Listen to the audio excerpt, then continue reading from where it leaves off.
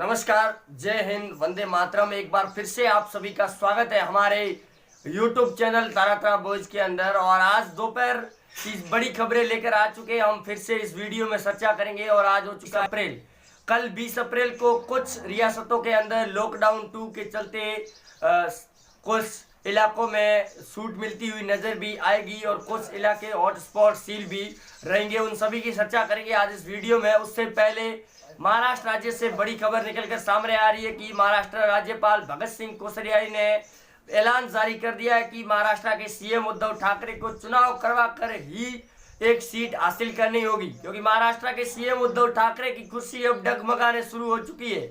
क्योंकि महाराष्ट्र के सीएम उद्धव ठाकरे ऐसे सीएम है जो ना तो विधानसभा के सदस्य है ना ही विधान परिषद के। वही उद्धव ठाकरे को कहीं ना कहीं लग रहा था कि महाराष्ट्र के अंदर वो मई माह के अंदर चुनाव करवाएंगे विधान परिषद के, और 9 सीटें जो खाली हो रही है उनमें एक सीट पर वो पूरी तरह से जीत हासिल करके महाराष्ट्र में अपनी कुर्सी बचा लेंगे। लेकिन महाअखाड़ी की बनी सरकार को अब तगड़ा झटका दिया जा रहा है भाजपा पार्टी के और राज्यपाल भगत सिंह कोश्यारी के द्वारा। क्योंकि भगत सिंह कोश्यारी के पास में कैबिनेट मंत्रालय की बैठक के बाद अजीत पवार के नेतृत्व में जो बैठक हुई थी उसके अंदर एक आदेश जारी करके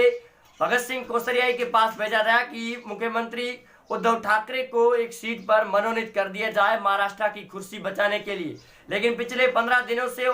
महाराष्ट्र के राज्यपाल ने अभी तक उस पर ना तो हामी भरी है और ना ही उस पर कोई जवाब दिया है। ऐसा लग रहा है कि महाराष्ट्र के राज्यपाल भगत सिंह कोश्यारी एक बार फिर भाजपा पार्टी के अंदर गेंद फेंकने के लिए तैयार हो चुके हैं। वही अगर आप भी देखना महाराष्ट्र के अंदर बीजेपी सरकार चाह रहे हैं तो वीडियो को लाइक और कमेंट बॉक्स के अंदर जय हिंद जरूर करें। दूसरी बड़ी खबर निकल कर आ रही है कि सीएम योगी आदित्यनाथ ने जमातियों और मुस्लिम मौलवियों को लेकर बड़ा ऐलान कर दिया है। क्योंकि अब रमजान का महीना आने वाला है और योगी आदित्यनाथ ने साफ तौर पर उत्तर प्रदेश के सभी मुस्लिम धर्म बंधु और धर्म गुरुओं से अपील कर दी है कि रमजान के महीने में वो एक जगह इकट्ठा होकर नमाज नहीं पढ़ेंगे। अगर नमाज पढ़ते हुए पाए गए तो उन पर एनएसए के तहत कड़ी कार्रवाई की जाएगी, जो उनके लिए बड़ी मुश्किलें पैदा भी करेगी। तो दूसरी तरफ तीसरी बड़ी खबर यह भी सामने है कि मध्य प्रदेश के सीएम शिवराज सिंह चौहान और ज्योतिरादित्य सिंधिया के बीच में खींचातानी देखने को मिल रही है कैबिनेट मंत्रिमंडल को लेकर।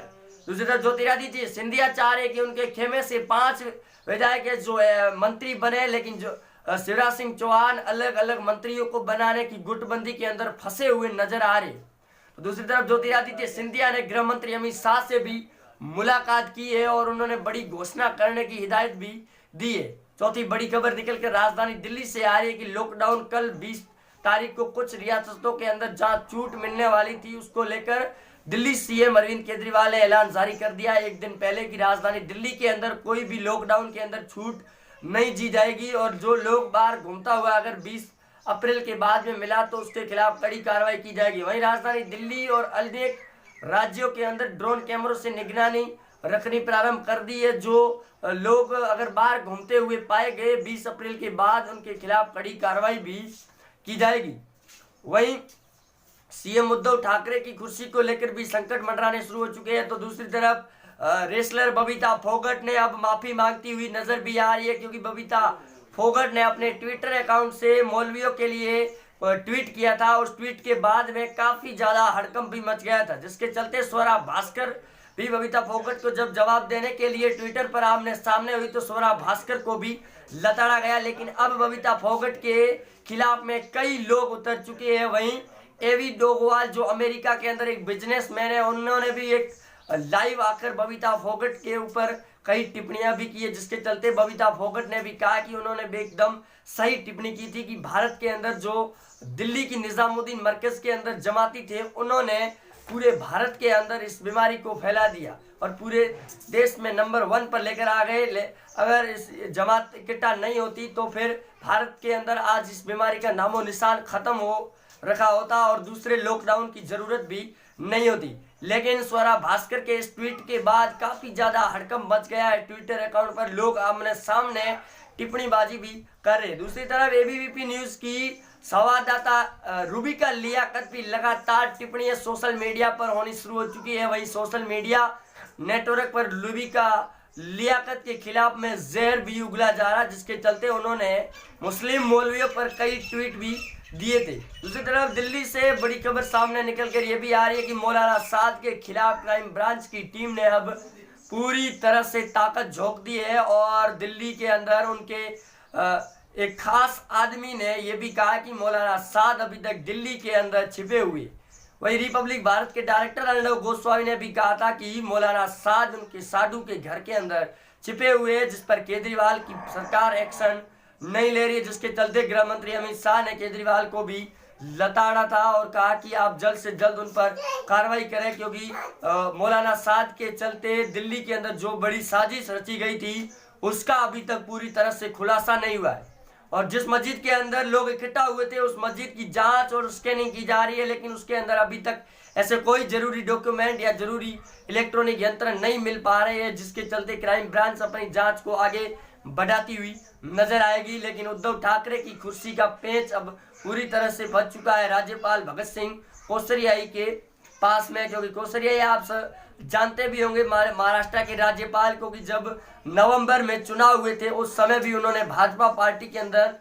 काफी ज्यादा गेंद को उछाल मारने की कोशिश की थी, लेकिन ऐन वक्त पर भाजपा पार्टी अपना पूर्ण बहुमत साबित नहीं कर पाई और एक दिन के देवेंद्र फडणवीस को सीएम पद की शपथ दिलाई गई और उसके बाद में शिवसेना को बुलाया गया सरकार बनाने के लिए और शिवसेना ने एनसीपी कांग्रेस और महाअखाड़ी की सरकार बना ली महाराष्ट्र राज्य के अंदर, जिसके बाद में खींचातानी देखने को मिल ही रही थी। और अब उद्धव ठाकरे की कुर्सी और भी फंसती हुई नजर आ रही है, क्योंकि 29 मई को 9 सीटें खाली हो रही है विधान परिषद की और केंद्रीय चुनाव आयुक्त ने चुनाव को अनिश्चितकालीन तौर पर स्थगित कर दिया गया है, जिसके चलते उद्धव ठाकरे को अब कुर्सी का संकट मंडराना शुरू हो चुका है। वहीं महाराष्ट्र राज्य से हमारे साथ संवाददाता सुरेश पवार जुड़े हुए थे, जिन्होंने बड़ी रिपोर्ट भी दी और उनके साथ में महाराष्ट्र के अंदर जो खलबली मची हुई है उन सभी की जानकारी भी दी। तो दूसरी तरफ इस बीमारी को लेकर भी भारत का प्रशासन पूरी तरह से मेडिकल चिकित्सा विभाग के डॉक्टर शक्ति अपना रहे हैं और उन्होंने लोगों से लगातार अपील भी की जा रही है कि आप घरों के अंदर रहिए, स्टे होम, तभी आप सुरक्षित रहेंगे। क्योंकि पीएम मोदी ने जहां घोषणा की थी कि 20 अप्रैल को कुछ इलाकों के अंदर छूट दी जाएगी, लेकिन कई ऐसे राज्य हैं जहां पर दिनों दिन आंकड़े बढ़ रहे हैं इन मरीजों और जमातियों को लेकर, जिसके चलते अब जमातियों के खिलाफ कड़ी कार्रवाई करने के आदेश भी मिल चुके हैं। दूसरी तरफ महाराष्ट्र के सीएम उद्धव ठाकरे लगातार बयान ये भी दे रहे हैं और अभी हाल ही में बांद्रा स्टेशन पर जो मजदूरों की भीड़ इकट्ठा हुई थी उसके अंदर भी विनय दुबे को जो अरेस्ट किया गया था प्रशासन के द्वारा कि उन्होंने टिप्पणी करके लोगों को यहाँ पर बुलाया था, लेकिन भीड़ काफी ज्यादा होने के बाद वो कहीं छिप गए और ये बताया ये भी जा रहा है कि विनय दुबे उन मजदूरों के लीडर भी। वहीं विनय दुबे को जब अरेस्ट किया गया उसके बाद में सोशल मीडिया पर अब खबरें और तेज हो चुकी है कि विनय दुबे को छोड़ दिया गया और उन्हें दावे जेल से बाहर निकल गए ये सिर्फ एक दिन के लिए, लेकिन विनय दुबे अभी तक जेल के अंदर ये ऐसी कोई खबर सामने नहीं आई है। तो दूसरी तरफ एजाज खान बॉलीवुड के एक्टर जो बिग बॉस के अंदर भी जा चुके हैं उनको भी पकड़ा गया है, उन्होंने सोशल मीडिया पर भी टिप्पणी की थी, प्रशासन का यही कहना है। दूसरी तरफ दिल्ली के सीएम अरविंद केजरीवाल पर योगी आदित्यनाथ ने भी एक्शन लेना शुरू कर दिया है, क्योंकि महाराष्ट्र और सीएम अरविंद केजरीवाल के बॉर्डरी इलाकों से लोग दिल्ली और महाराष्ट्र से धीरे धीरे यूपी के अंदर वापस घुस रहे हैं, जिसके चलते यूपी के अंदर सीएम योगी आदित्यनाथ कड़ी कार्रवाई करने के निर्देश भी दे चुके हैं। वही योगी आदित्यनाथ के ऐलान के बाद काफी ज्यादा दिल्ली और महाराष्ट्र के अंदर मजदूर वापस अपने घरों के अंदर लौट रहे हैं, क्योंकि मजदूरों को लेकर अभी कोई ऐसी गाइडलाइन जारी नहीं हुई है कि वो अपने राज्य जहाँ काम करने के लिए आए थे उसको छोड़कर अपने गृह राज्यों के अंदर चले जाए, जिसके चलते वो जहाँ बॉर्डरी इलाकों से उनके वापस गृह राज्यों के अंदर आ रहे हैं उनके खिलाफ भी प्रशासन जल्दी कड़ी मकसद करने के बाद उन्हें ढूंढ निकालने की भी कोशिश कर रहा है। तुम्हारा दूसरी तरफ मध्य प्रदेश के सीएम शिवराज सिंह चौहान ने भी ऐलान कर दिया कि चिकित्सा विभाग और मेडिकल टीम के साथ अगर कोई अभद्र व्यवहार करता है तो उसके खिलाफ कड़ी कार्रवाई भी की जाएगी, क्योंकि यूपी के जबलपुर इलाके में जो वीडियो देखने को मिला था उसके बाद में कई राज्यों के सीएम और वहां का प्रशासन पूरी तरह से सख्ती बरता हुआ नजर आ रहा है। लेकिन जो सोशल मीडिया पर ट्विटर पर रूबिका लियाकत और अर्णव गोस्वामी, एनडीटीवी के पत्रकार रवीश कुमार और इस दिल्ली के केजरीवाल, बबीता फोगट, इनको लेकर जो ट्विटर पर बयानबाजी और आमने सामने के वार चल रहे हैं, उसको लेकर भी प्रशासन अब अलर्ट हो चुका है कि सोशल मीडिया पर अगर ऐसी कोई भी आपत्तिजनक टिप्पणी पाई जाती है तो उन्हें उस पर कार्रवाई भी की जाएगी। वहीं राजस्थान के 2 विधायकों पर भी ऐसी, बीजेपी के जो विधायक थे उन्होंने भी ऐसी टिप्पणी की थी और उन विधायकों के खिलाफ भी कार्रवाई होनी प्रारंभ हो चुकी है, एफआईआर भी दर्ज किया गया है। लेकिन दिल्ली की जो निजामुद्दीन मरकज और मौलाना साद के लिए जो जुड़े हुए तथ्य थे उनको खंगालना क्राइम ब्रांच ने शुरू कर दिया है। वहीं दिल्ली के अंदर अगर हालातों को जल्द से जल्द काबू नहीं पाया गया तो लॉकडाउन को और बढ़ाने की स्थिति बन जाएगी। लेकिन महाराष्ट्र के अंदर जिस प्रकार दिनों दिन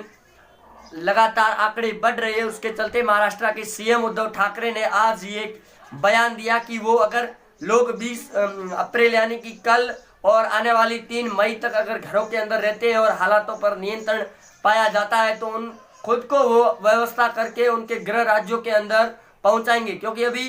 ट्रेनें और हवाई यात्रा शुरू होनी बड़ी मुश्किल ही बताई जा रही है, क्योंकि सोशल डिस्टेंस के चलते करीबन 2 माह का समय और भी लग जाएगा। लेकिन अभी तक इस पर कोई बीमारी पर पूरी तरह से काबू नहीं पाया गया है। दिल्ली और महाराष्ट्र के अंदर लगातार आंकड़े भी बढ़ रहे हैं। वहीं आप जुड़े रहे हमारे साथ में, चैनल को सब्सक्राइब कर दें और अब आप हमारे चैनल पर नए हैं तो चैनल को लाल बटन दबाकर सब्सक्राइब करें, पास में घंटे को बटन को भी दबा दें ताकि आने वाले हर वीडियो का लेटेस्ट आप सभी को मिलता रहे। वहीं दिल्ली के हमारे महाराष्ट्र के संवाददाता सुरेश पवार की जो ग्राउंड जीरो रिपोर्ट थी वो हमने आपके सामने साझा की और आज 19 अप्रैल की जो सबसे बड़ी खबरें थी दोपहर से लगाकर शाम की, उन सभी की चर्चा इस वीडियो के अंदर हो चुकी है। मिलते हैं अगले अपडेट के साथ में, तब तक के लिए जय हिंद, वंदे मातरम। अपना ध्यान रखिए और मोदी जी के कहे अनुसार लॉकडाउन का पूरी तरह से पालन करें 3 मई तक, क्योंकि 3 मई के बाद में बड़ी और घोषणा होने की संभावना हो सकती है। जय हिंद, वंदे मातरम।